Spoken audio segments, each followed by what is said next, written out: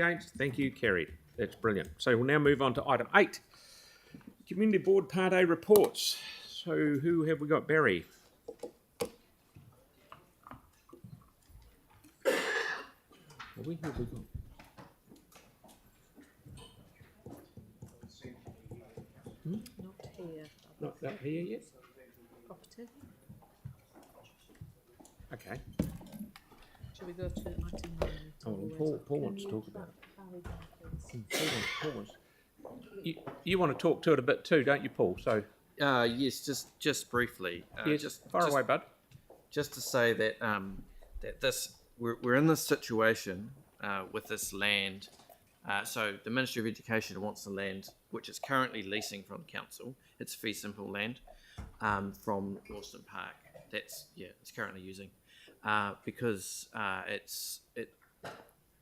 Phillipstown School and Woolston School, which is now Te Waka Unua, were merged back post-earthquake. It was a decision that people in Woolston and people in Phillipstown didn't support, but we are where we are, and the school is bursting at its seams and needs more space.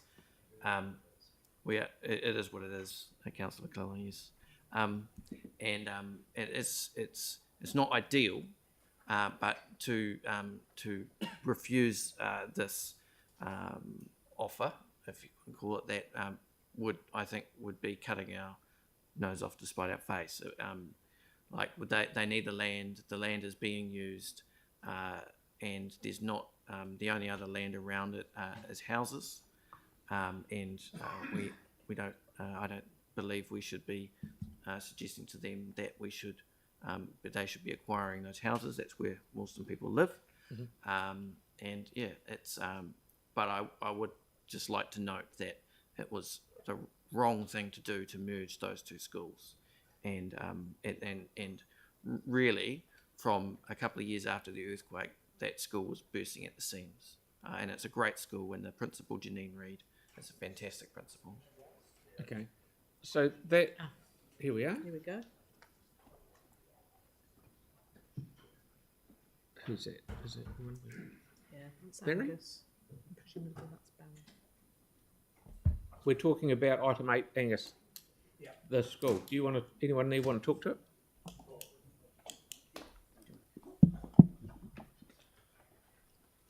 Thank you, Paul. Was there a question, or did you want an introduction? Well, Paul, just a general. Any problems you see with it? It seems like very much common sense to me, and I'm happy to move it. And I'm thinking someone's happy to second it, and it's be Jake. So if you just want to give us a wee bit of background. Yeah. So the this bit of land, which is out the back on the park, is leased by the school currently. They're looking to expand the school. We do not have concept plans or designs for that, but ultimately they will be looking to add buildings on there. I think some of their needs in the area are for more linguistics, multi-language education, and ownership is a better model than leasing for them to be able to build buildings on it. Because the life of those buildings will extend beyond the life of the current lease. So it makes sense to us, and it's not used as parks, so we're not losing any public park space. Thank you, mate. That's excellent. Any questions? Yanni? Thank you. I appreciate the work that staff have done on this. Just 3 questions from me. One is, obviously we don't have any plan, so we don't know what's proposed for the site. So when we go to public consultation, how can the public make meaningful submissions if they don't know the scale of what's proposed to develop on that site? And is there any way we could get some information so that when it goes out for public consultation, the community can get a sense of what could be developed there, so that they can be informed when they make submissions? Well, we have a high-level response from MLE. You just want to read that out? Is that 5.14? You'd like me to read that out? Well, I mean, I've got it here, but it doesn't really say report. anything. It just says, could enable future expansion of classrooms for both English and multi-medium education at the school. I guess what I'm talking about is for people who make submissions from the community, when we go out for public consultation, if they can't see what's proposed to actually be done on that site or have any sense of what the impact of that could be, then how can they, make submissions from an informed point of view? Generally, when we go out for consultation, it's over use and not design, and the design aspects will be dealt with through the regulatory process. Right. So the decision really is about use. The consultation will be about use as well. Because I'm just mindful, like in Redcliffe, for example, the community had very clear understanding of what would be used for the land. Yeah, exactly. They had the use, and I remember all those discussions as well. Or the bulk, the they height. had not at that time designed the school either. So they were aware they were going to build a school there, but there was no concept plans and design. And that's fairly typical of these processes, because what you've got to think is they are not going to spend money with architects and designers unless they know they're going to get the land. So Okay. The second question I had was, we're going to have we're going to have an MOU with the Ministry of Education as a council after the earthquakes to work through how we dealt with strategic issues for the future provision of school redevelopments, closures, mergers, council land, ministry land. Is there any progress on having some sort of high-level strategic relationship with the Ministry of Education so that we can kind of see what the bigger picture aim is? So, Because Councillor, I think we'll have to take that on notice. It's not something that the property team is necessarily aware of. We can contact our colleagues across the organisation and find out more about that. So we had a meeting upstairs on the 6th floor in the councillors' lounge where the I'm ministry happy to get you some information, property Councillor. I'll reps do that came. research. Yeah, that would be good. What's And number the final thing was there's Ministry of Education land across the road next to our new urban forest. Has there been any discussion about just doing a land swap? Because obviously the ministry are vacating, as I understand it, that premise where the early learning centre was and the teen parent unit is. It's adjacent to a site that we've invested a lot in terms of storm water and the urban forest. Is there a chance that we could have a conversation about a swap? that's not something we're aware of and not something that's been considered. But that is not part of the decision in front of you today. Well, how could we get it? It would seem sensible to kind of look at like we did with Redcliffe's. I think that would, if you wanted to achieve that and put that into as a condition to this exercise, you'd have to pass a I think the resolution. But best that's way not our forward, advice. Councillor, would be if we'll take that away, but if you could also send through a request through Office of CE, and we can investigate that again with our colleagues around those items. Okay. Okay, thank you, Yanni. So no more questions. We'll go in. Any debate on this? Yanni? Yeah, like I completely understand the need for the school to get some certainty for its growth.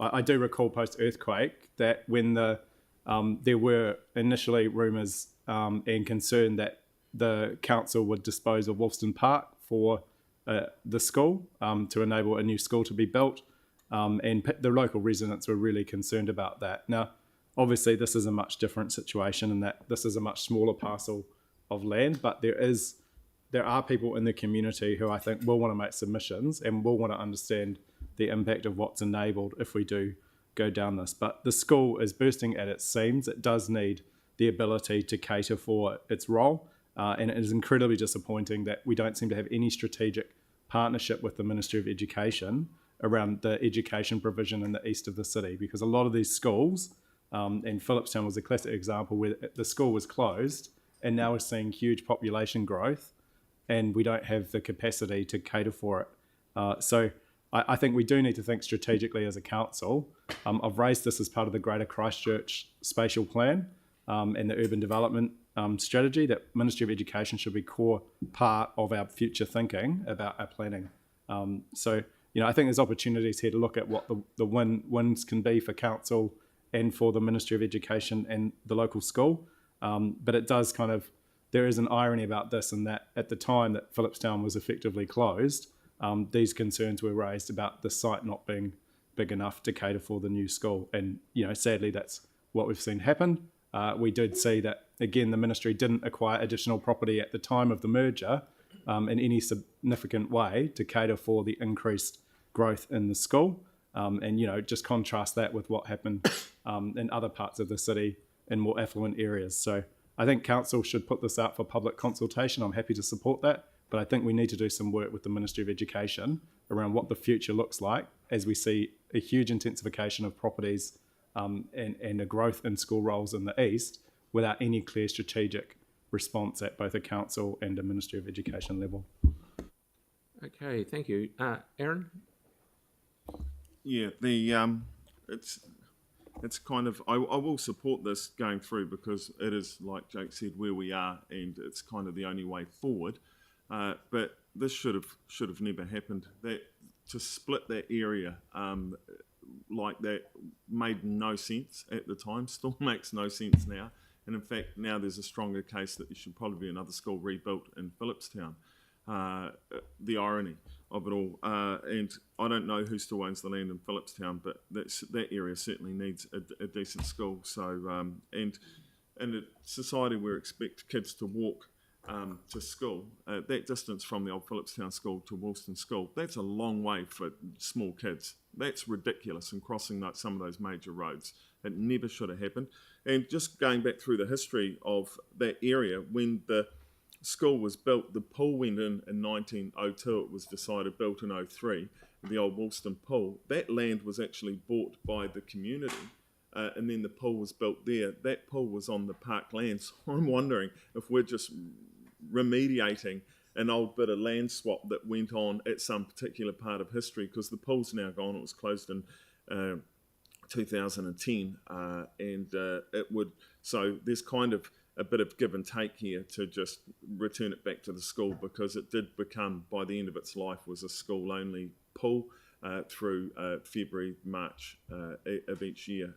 It was a cool pool, and when you look at the history, the bit that stood out for me was in the 1920s, a kid dived in February and had a heart seizure from how cold the water was and died.